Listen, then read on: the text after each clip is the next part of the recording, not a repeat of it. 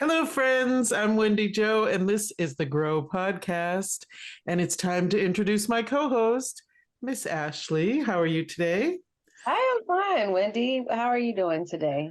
I am doing pretty well. We're recording in the morning, and man, I feel it. Yeah, I'm with you. I think we're on the same page with that one. Yeah, here at we call our house Edge House, right? And we always say we are not a morning people. That's cute. I like it. I like it. But here we are, ready to roll. And this is a great topic today. We're talking about what is a spiritual awakening and how can you get there. Yeah. And I feel like for probably the third time in my life, I'm going through a spiritual awakening. Ooh. Um, how about you? Do you feel like you're in that phase or? Yeah, I think I'm in a different. I think we're going to talk a little bit more about what the experience is, Mhm. but it's less intense than the first one. But I Oh, definitely feel a shift in mhm. my current experience. Right. And so really, I like to look up definitions of things before we talk about them. And the main definition is a shift in consciousness, Yeah. right? And I think it can be a really profound shift or maybe a smaller one sometimes.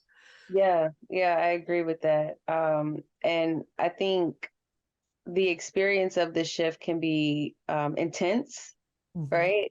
Um, or it could be just another day. I'm doing my thing, and you move on and don't even realize anything has happened. Right. I think that could happen. I think if you're not sensitive and in tune, you might not realize that's what's going on and you don't lean into it. And I'm of the belief that, spirit, the universe, your higher self, whatever you want to call it, doesn't really want to upset you or disturb you. It's supposed to be a positive thing, although it can feel heavy at times. So if you're not going to lean into it, it just kind of you move on. Mhm. Yeah, and Yeah. if you don't take a hold of it, sometimes it just kind of leaves you back where you started anyway. So Right, that's true. That's true. But I think it can lead to a really deep sense of connection oh with your yeah, higher self, with your higher power, the universe, if you do decide that you're going to lean into it and see what happens. yeah, which I do recommend everybody lean into. Right, right. So I know for me this time around, it sort of started with memories, and that's typical of me. I started remembering things from my past that I'm not particularly proud of. They just kind of kept coming one after another. And at first, I was like, "Oh, is anxiety going to get out of control? Am I feeling depressed? Is that why I'm remembering this stuff or thinking about it?" But pretty soon, I realized, no, this is an opportunity to examine these things so that I can grow. Yeah. you know, have you had that experience? Um, Different renditions of that is usually not triggered by memory, but I memory does play a part in it where it helps me process emotional body quite a bit. Oh, right. And if I lean into that and process through emotional, then it allows me to expand and be perceptive of new um, perception, if that makes Oh, sense. And okay. yeah, and so the first time that I feel like I experienced it was when I realized that everything was energy and Hmm. I was able to perceive all the energy around me. And I truly feel like I had took something that day. I Right. probably couldn't have taken, but I mean, I didn't. It was a regular day, Uh-huh. and so that was probably the most intense experience, and it felt troubling, like something was wrong. Hmm. But when I look back at it, I realized that I go through different cycles or versions of it. And so now that I'm aware and can perceive energy around me, Mhm. it doesn't feel as intense when I experience different shifts in awareness and, understanding. Right. That's so okay. So you started to really perceive various energies. I have a question. Yeah. Um, and I'm asking this question because for me, the memories are important and they help me to open up and grow. And it is really emotional too, and processing and forgiving myself and all that. And so my main spiritual gifts that developed over time have to do with inner child work. And so Mm, for me, it makes sense that I'm doing this with myself once again, and looking back to process and go into the future feeling more balanced and capable, right? yeah. So, my question for you is, do you feel like energy work is part of your main spiritual gift and that's why you're feeling it more? Yeah, I do. I do. And I think part of like doing this podcast with you is really helpful in contrasting the way that we perceive spirituality, Mm-hmm. because it gives me more, I guess, validation in my own personal experience. And so I've always known these things to be true, Mm-hmm. but when it rubs up against what your experience is, it's like, oh, this is a different look Right, it could possibly be. right. A different look, but sort of The same. the same in a way, you know? Yeah. Yeah. Yeah. Yeah. Yeah. I think so. I think part of the awakening is also a discovery process of what can I do to heal myself? And then perhaps how will I apply this to help heal others? Yeah. You know, because everybody, I believe everyone has all the spiritual gifts, actually. It's just that one or two will develop more strongly. And it's not like you can't do other things, as humans, like, we might see these things as different or some sort of superpower, but really anyone who decides to grow and develop and clear out their channel and, you know, lean into this could do it, you know? Absolutely. And I think I think that part of it, the discovery is recognizing the thing that shows up first Mm-hmm. and building that up, and then being able to tap into the other areas that can help, you know, like drive everything forward, drive this spiritual journey forward. Right. So, because it's just easier that way. So, like, if a kid shows up to school and they're really good at math, let's lean into that and make sure they do the best they can in math, you Right. know? Right. Yes, that's a very good analogy. And on that note, we'll be right back. Hey there, Wendy Joe from the Grow podcast. So, do you feel compelled lately to examine your life's purpose, your life's goals? Are you looking at past decisions you've made and examining them? Do you feel more connected to your higher power, spirit, God, whatever you call it? Do you feel like you want to connect with your higher self? You may just be going through a spiritual awakening. Congratulations. And we're back with the Grow podcast. Today we're talking about spiritual awakening. So, Ashley, what are some things that you noticed in your body, in your being, to know that you were going through a spiritual awakening? Well, first of all, I thought I was going crazy. But it was a conscious realization of something, which you have it all the time. 2 + 2 is 4. You take it and you process it, and you're like, oh, okay, new information. But then it was a full body experience beyond that. It was like, what the heck is going on here? It was a body shock.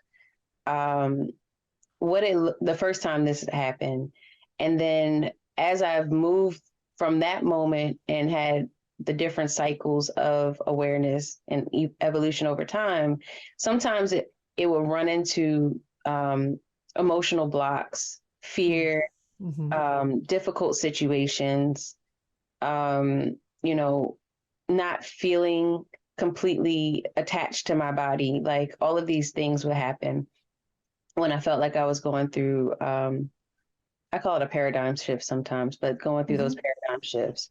Right. And I can literally feel my body like moving through whatever this paradigm. So I call it, what is it called? Oh man, I forgot the name of it. If you ever watched A Wrinkle in Time, the little girl goes through this machine. And so she moves through the tester. And the first time she does it, it hurts. She comes out of it and they're like, she's like, oh, this was terrible. And everybody else is like, oh, how refreshing. And then by the Right. end of the movie, she comes out and she's like glowing by the end of, after, as she Uh-huh. goes through the tester because she learned to not resist the tester, but to Mhm. kind of flow through the tester, realizing that, it's helping you to get to the new um, experience that you're having. Right, right. That's wonderful. That is one of my favorite books. It was when I was a child too, and the movie was great. So Yeah. I love that reference. Um, yeah, I think there's some truth to that. Learning not to resist and just feel, right, because a lot of it is emotional. Yeah. Spiritual awakening is about you know seeing things from an adult perspective instead of from a child's perspective, um, and growing and uh, really allowing yourself to go through it. Yeah. um, so I can relate to that for sure. I know the first round of me going through a spiritual transformation was very, very difficult. I had no idea what was happening really at first. Yeah. And perceiving energy, like you mentioned, that also happened to me. I had this experience where I had started meditating every day and I was examining trauma, early trauma, and I at the time I owned a little spiritual shop in Worcester, Massachusetts called Soaring Souls, Mhm. and I would go in every morning and lay on the floor and put my hands on my solar plexus and just ask spirit to show me what I needed to see. Yeah. And I had this experience of where the whole place just filled with energy. I could feel it. It felt like clouds came down from the sky, Yeah. and it was beautiful. I mean, I cried and cried actually, and I do feel like it was spirit kind of letting me know that they're there and that I was going to be okay. Yeah. And from that point on, I wasn't resisting anymore. I went through it and it was really hard. I reached a point where I couldn't even recognize my face in the mirror because I had peeled back all these layers and examined so much that I didn't even know who I was. And that Yeah. might sound frightening to some people, but it was for a moment. And then I realized that I never really knew who I was until that point. And I was in my 30s, you know. So life really changed for the better from that point because I felt more at peace with my past, at peace with myself. So even though it's really hard, I think sometimes it's so worth it. the first time I heard somebody say that you start to kind of change as you go through the spiritual shift too. I thought it was the weirdest thing ever. And the person who said it to me, I was like, girl, you just cut your hair. Like, it's nothing different about you. But, when I look back, even over like the past 2 to 3 years, it's a very big difference in just even how I like present physically or how even people respond to me physically. And, I did happen to cut my hair too, but it's not my hair is not it's the entire like just my Yes, face just looks completely different. right, right. And I feel like um, there's just more light, because there's this the heaviness is lifted and you Mhm. understand yourself more, so you just walking different, talking different, feeling good, but it's, it's not easy. And I think perhaps that might be why many people choose to use plant medicine to help them through their awakening, through their transformation. um, I know that people have been using plants for thousands of years for spiritual purposes, right? And certain religious traditions definitely use it. Hinduism, Rastafarianism, Islam, even for centuries, right? Um, but and I've had some spiritual experiences using cannabis, but I don't know. What are your thoughts about this? Um, you know what? And this was actually triggered off of just a thought that or a conversation that I had. So the conversation was around just using psychedelics to have some sort of quote unquote experience or Mhm. move through. And so a lot of people will lean into psychedelics without realizing what experience that they're actually trying to achieve, if that Mhm. makes sense. Right. And um, and there's a little bit of confusion about one what spirituality or what spiritual awakening is, but Mhm. then what you're getting yourself into when you're using plant medicine to achieve spiritual awakening. So we both pointed out like this is a challenging experience that you have, Mhm. and it requires commitment, right? So sometimes like when it's a natural experience, you're just kind of like jilted into this spiritual experience. It's like, okay, I'm going to move through it. But sometimes people choose the spiritual experience but don't want to walk through the spiritual experience, Mhm. right? And Yeah. so they'll have this moment where they have clarity and this beautiful Tezzer experience, and they wake up, essentially. And beyond that, they go back to who they once were in a matter of a month, Mhm. right? Because they don't lean into like committing to exploring, they don't get therapy, they don't have guidance, all the things. And so I think plant medicine is a wonderful, wonderful medicine and tool. I don't know if our society necessarily supports what it actually is capable of doing for people. Mhm. Yeah, I hear you. I think so. I know many people, will specifically go on a journey to use, for instance, ayahuasca or, some other psychedelic, right? And when that experience ends, are they going to continue on that awakening journey? Mhm. I think for some, maybe, and for some, it's just I'm going to go for a week or 2 weeks and do this, and then that's it. And I'm not saying that their brain doesn't go through changes Mhm. because of that. I think for many people it does. But I think we still have to do the work, and it's an ongoing process. Absolutely. And I think with cannabis, I would say that cannabis at times has enhanced my spiritual experience, or sometimes for me, because the memories are so important to my growth, it, I can get anxious about them when I'm first going through it. And so using cannabis to kind of calm my mind a little bit, so that I can keep going through it, has been helpful. I think every individual has their own experience, but I guess what I'm saying is, the plants are great and will enhance it for some people. Yeah. For some people, it might take them off that track, and for some people who maybe aren't prepared to do lots of other work outside of the plants, it's just going to be what it is for that moment. Really, it's all up to you. We have free will. Absolutely. We're all born with free will. You don't have to do anything. You Mhm. don't have to answer that call when you start getting that feeling in your solar plexus or in the pit of your stomach that's saying time to grow. Right, right. So But true. yeah, but if you So don't answer that call, I think it's um, I think you're losing out. That's my opinion.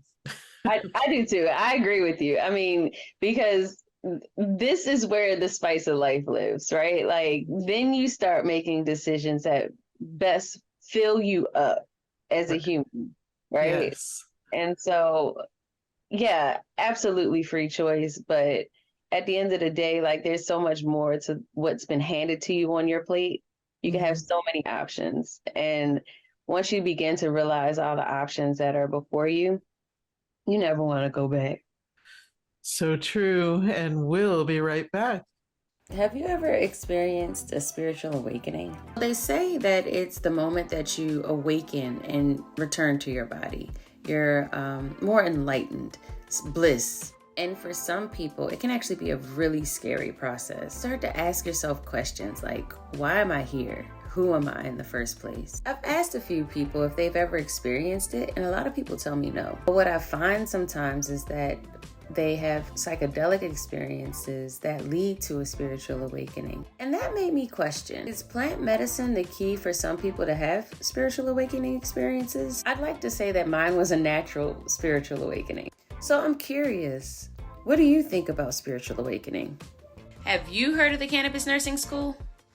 It's a place where cannabis nursing, entrepreneurship, and spirituality meet. The High Align Tribe is waiting for you, and it's so easy to find. CannabisNursingSchool.com. Hey there, friends. If you're an intuitive like me, you have thoughts and feelings about your own health and sometimes the health of others. What you're dealing with is medical intuition, but you probably don't know how to harness it. Hey, I met this wonderful woman named Gina, and she's doing a training on medical intuition with her company, The Heal World. Let's face it, there's lots of people getting sicker and sicker, and they often don't find answers with mainstream medicine. We have lots of technology, but we're missing the key, medical intuition. If you'd like to learn more, you could email her at gina@blisslife.com or give her a call at 352-888-2100. The Heal World. And we're back. So we talked about plant medicine as a tool, a possible tool for spiritual awakening and transformation. There are other tools too. There's so many tools out there that can be used. For me, meditation is a big one, and breathing exercises, journaling, and those really help me to kind of organize what I'm going through, reach out for more guidance, and kind of walk through it. So are there other tools that you use? I think the mindfulness piece can be very expansive, Mm-hmm. and you can take a walk and be mindful, right? Like, Yes. you can go to the gym and be mindful. So being able to explore mindfulness and be present in your body. One of the things yoga did for me early on is help me find my body in space and time. Mm-hmm. And I think when you're present in your physical body, then you can realize the space around you. And when you can do that, then you know where you are. I don't know, like, this feels very, like, I feel like I'm saying it in a very like a parable, but that's what it feels like. I can relate to that. I think so. Some people are really grounded, right? And so I was thinking of astrological signs a little bit too with that. Some people are more, earth-based and grounded, and some people are a little more floaty, Yeah. or some combination thereof. And I think when you go through an awakening, whatever you lean towards gets bigger, right? So now you're more floaty if you were floaty to begin with, right? Yeah. And getting in your body and feeling that groundedness can be really helpful as you go through the awakening. Yeah. Yeah. Yeah. And I guess, and you might be right about that, because somebody else's experience might be, I need to get in my head and float. So I am the floaty individual who needs to bring myself down to earth. And so I guess the experience for somebody else who might be more grounded in nature might need that experience to get in their head. So maybe finding creative ways to express themselves Mhm. might be the way to kind of counterbalance whatever their experience is. Right. Yeah, I definitely agree. And I think, you know, so when you start to have these inklings where something profound starts happening, whether you start feeling energy like Ashley, or these memories pop up like what happens to me, or it could be something completely different, you start hearing, a voice, really positive voice giving you some guidance, or, you feel compelled to meditate. So you're starting on your journey, I think it's just important to, allow that to happen and see where it takes you. And I think, for many, journaling is a good place to start, or like you mentioned, mindfulness, and it's so true. Anything can be mindful. Doing dishes can be a mindfulness meditation. You get into the kind of routine of it and you're right in there in that moment. And Feeling the what, soap and the bubbles, mhm, the wetness, and yeah, fingers. How are your fingers moving, and how do they feel? Uh, right. It can yeah, really take you forward. I think a lot of people in midlife start to experience this. I feel like it happens on the decades. So the first time when you're about 30, then 40, then 50, then 60, right? There's these windows of opening for awakening and growth. And many people miss the windows. They might feel something, but they just move on, and that's fine. Um, for some people, they start feeling it and they don't know what's happening, and they just, you know, don't know what to do. So they do things, lean in a more negative direction. I don't know what's happening to me, but I'm going to go find a girlfriend and get, do that because I don't know what to do with myself, or, buy an expensive car. Or, I think that midlife crisis that people have really is more, spirituality knocking at the door, opening the window, and they just don't know what that feeling is. So, and like we said, you have free will, you can do whatever you want. But if you choose to go within and dig deeper, I think that the rest of your life could be more positive and happy. That's my agreed. opinion. Yeah. Agreed. That's a good way to wrap up the show. I think so. All right, well, everyone, have a great week. Bye. Bye.